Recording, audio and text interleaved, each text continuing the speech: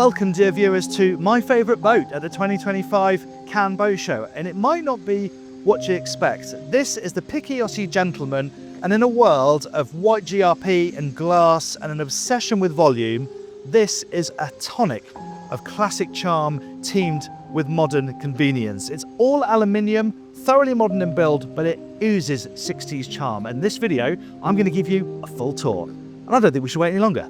I'm Jack Haines. Welcome to YachtBuyer.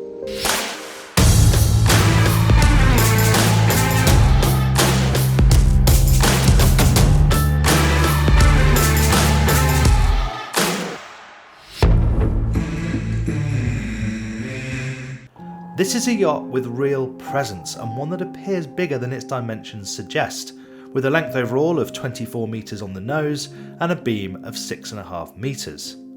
The price, well, you're not going to see much change from €7 million, but what price on such exclusivity? It's not a boat with much in the way of direct rivals, but you can find out more about the Gentleman on yachtbuyer.com, where you can browse photos, take a closer look at its stats, and check out the deck plans at your leisure. On with the tour. Before we get going, if you've not done so already, please subscribe to the channel, hit subscribe and that bell icon, and you'll be notified every time we upload a new tour, and you won't miss things like this. And we're starting up here at the bow because I think it's a really good demonstration of the craftsmanship, the masterful woodwork that is on board this boat. It's actually all aluminium, but up here, this is all mahogany, varnished within an inch of its life, 30 coats of varnish. It looks absolutely gorgeous. I mean, a full-time job to keep it looking clean, but my goodness, does it look good. And you've got it paired with this gorgeous deck gear as well, proper ocean liner vibes up here. From the anchor arrangement to these lovely big cleats with the Picchiotti logo inside them, those gorgeous fair leads. It's stunning, right forward to the bell at the bow of the boat.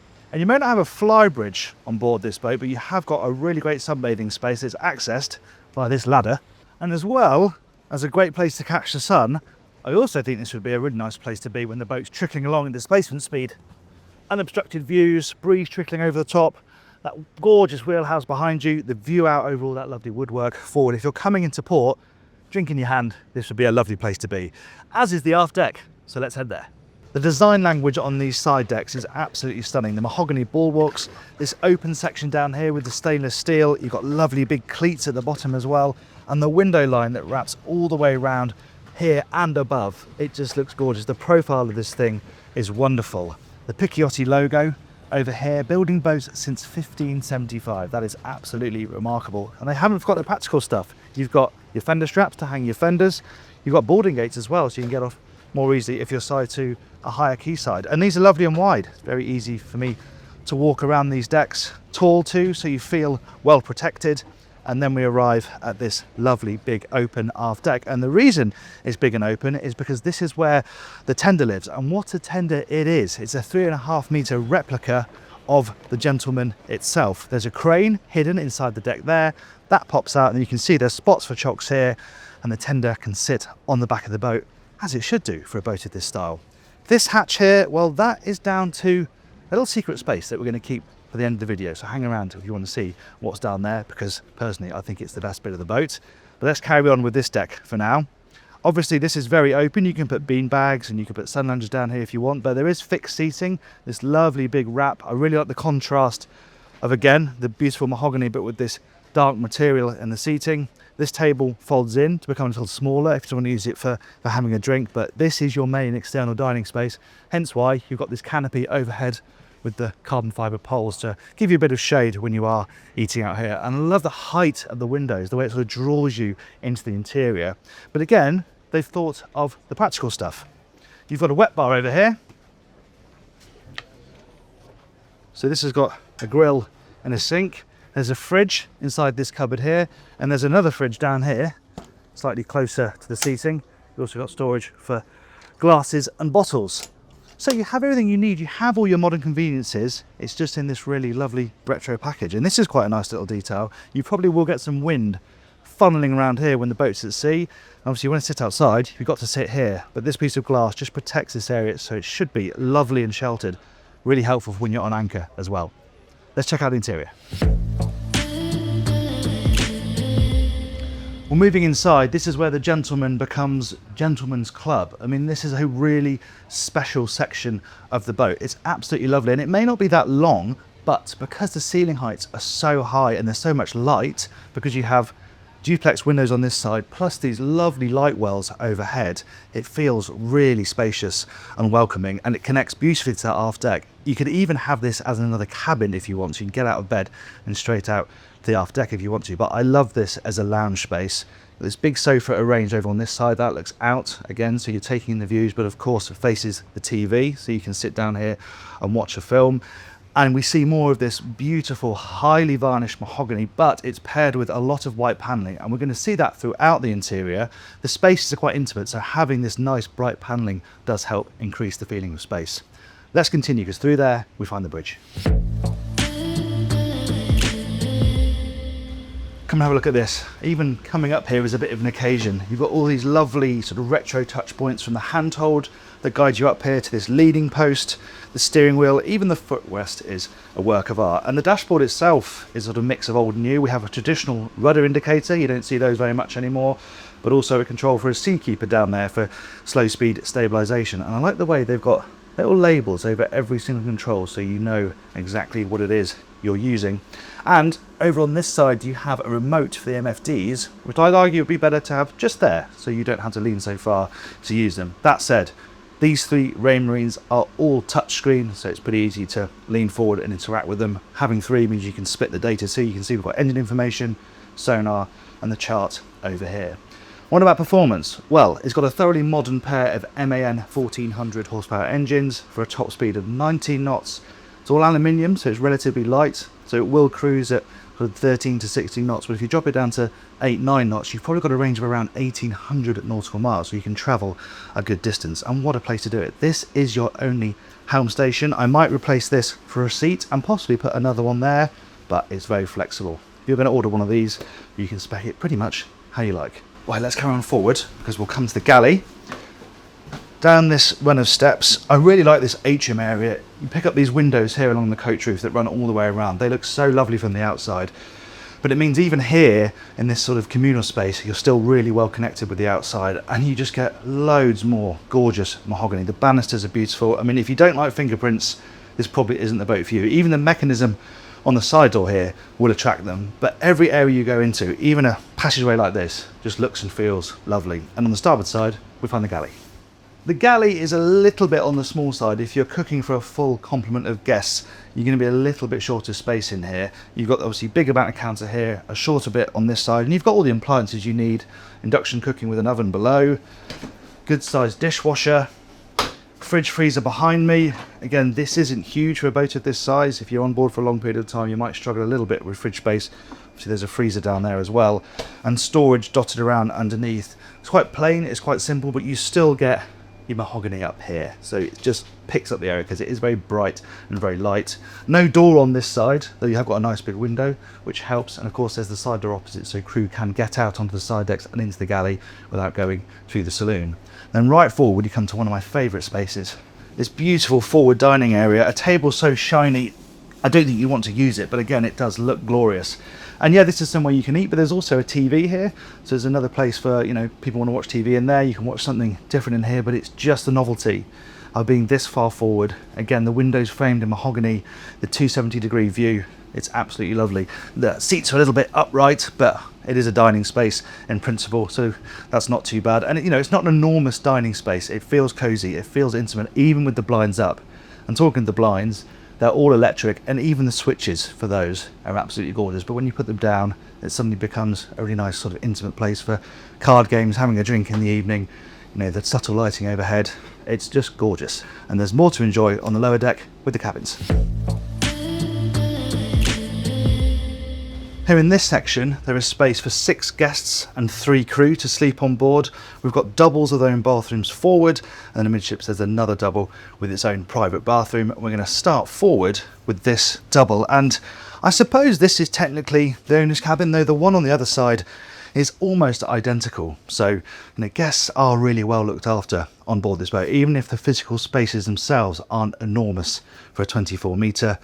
Again, we have lots of this lovely bright white panelling. You have got hull windows, they're not huge, so again, this white paneling does help brighten up these spaces, and I'd say a bit of artwork up here would really contrast nicely. Lovely big bed, and the detailing again is gorgeous. Bedside tables with inset marble, these really lovely retro reading lamps, and again we've got those sort of organ switches for lighting and blinds throughout. You control everything from the bed as well. Storage over there, nice big wardrobe over on that side, and then, well, the bathrooms, they're absolutely beautiful. The marble work is gorgeous, but even things like this, the detailing down to the finest detail, it's absolutely stunning. Lovely sink, Tekmar loo. Again, you've got all your modern convenience, but it's just in this really lovely traditional surroundings. Shower cubicle is gorgeous with a different type of marble, so there's a nice contrast there, and a rain shower head overhead. Right, let's head next door and look at the other cabin. Let's take a moment for the doors as well, shall we? Not only do they really look the part, they suit the style so well, but having this mirrored section here bounces light around the hallways as well. Again, they're just trying to enhance the feeling of space with some clever trickery wherever they can.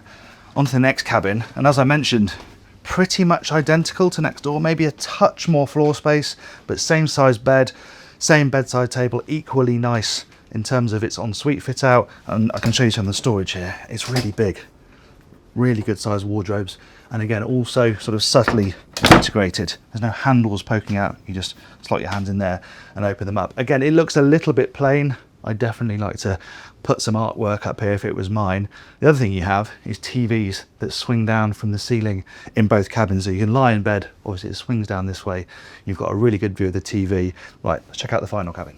We're down another little run of steps. This door leads through to the crew space, we're going there next, but we have a final guest cabin, much smaller footprint than the other two forward, but you've still got a double bed, though the person on that side is going to be trapped in by the person on this side. That said, you've got shelving over there, storage, again, lovely repeaters for all your lighting so you can lie in bed and control the lights.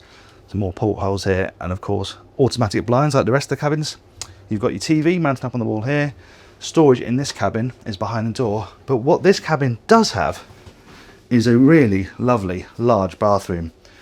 Loads of floor space in here, and it's finished just as beautifully as the other cabins. I absolutely love the marble work and the way the sort of sink drops into the counter there.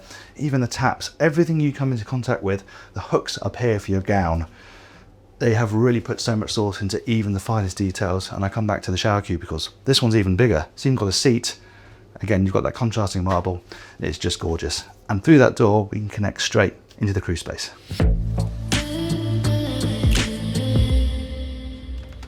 Coming into the crew space, as I said, she's designed to run with 3 crew.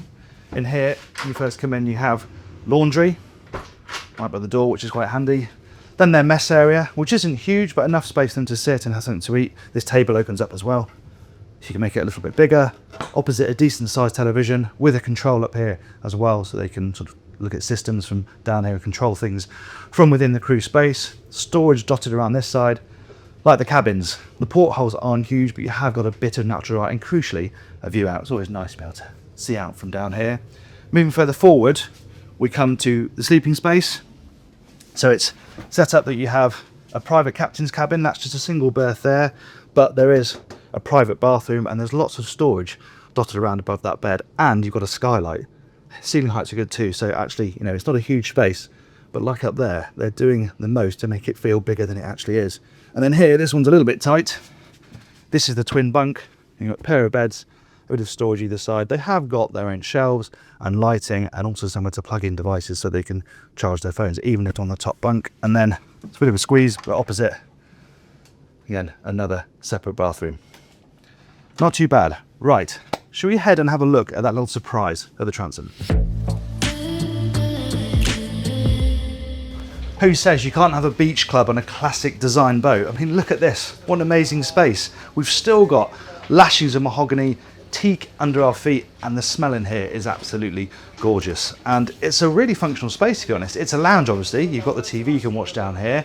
It's also got a bathroom, so if people are swimming in the water, they can come out and go to the loo or take a shower. This sofa is a sofa bed, so you can sleep down here if you want, or you can have a fixed bed down here. And what a cabin this would be. Out of bed, through the door, onto the transom, and down into the water. First thing.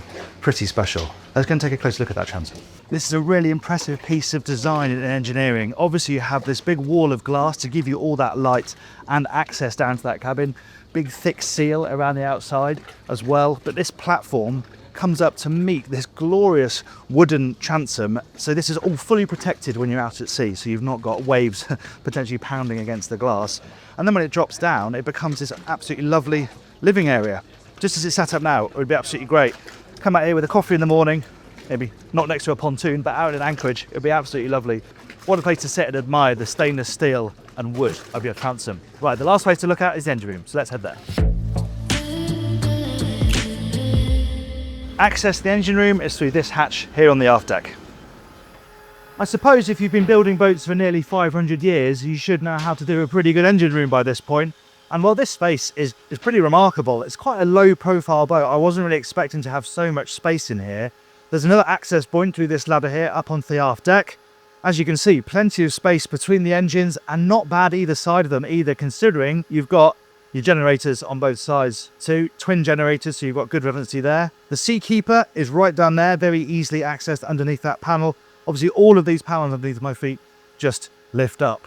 But yeah, I mean, considering it's colour machinery, they are relatively big engines, and the fact that it's quite a sort of compact profile, I think it's a pretty impressive machinery space. Now, compared to a normal 24-metre boat, this does have some pretty clear compromises. It doesn't have folding balconies, it doesn't have a tender garage, it doesn't even have a full beam owner's cabin. But what it has in spades is character and soul. All boats are things that you buy with your heart, not with your head. And this tugs at the heartstrings like no other. Imagine this being a line of a boat in a port and thinking, yeah, that one's mine. It really is in a class of its own. Let me know what you think about it in the comments below. There you have it then, the Picchiotti Gentleman. We really enjoyed bringing you this tour. I hope you enjoyed it too. Please give us a like if you did. And do you want something with some more retro charm? How about our sea trial of the Zealander 8? I'll put that up there for you.